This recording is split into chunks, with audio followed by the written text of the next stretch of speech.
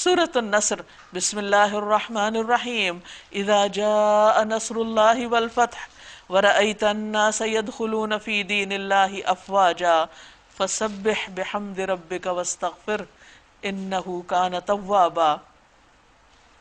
جب اللہ کی مدد آ جائے اور فتح نصیب ہو جائے، یعنی دین کا کام مکمل ہو جائے، فتح مکہ ہو گیا، اور اس کے بعد بھی جو کامیابیاں اللہ نے آپ کے لیے لکھی تھی وہ سب مکمل ہو گیا، اور تم دیکھ لو کہ لوگ فوج در فوج اللہ کے دین میں داخل ہو رہے ہیں، یعنی ہر طرف کامیابیوں کی خبریں ہیں، تو اب کیا کیجئے؟ اس موقع پر کوئی فخر نہیں، کسی قسم کی بڑائی کا اظہار نہیں، اپنے رب کی حمد کے ساتھ اس کی تسبیح کیجئے، یعنی اللہ کی تعریف کیجئے،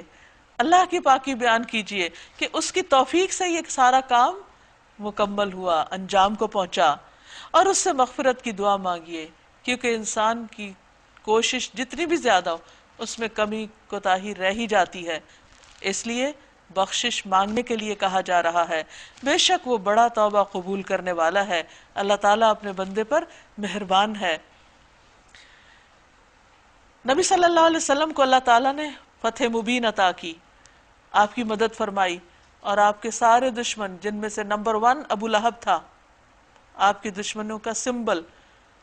اس کو ہمیشہ کے لیے ذلیل و رسوا کر دیا۔ اس کا نام لے کر قرآن مجید میں ایک سورت اتاری جس سے یہ ظاہر ہوتا ہے کہ جو حق کی مخالفت کرے گا وہ بالآخر ناکام و نامراد ہو کر رہے گا۔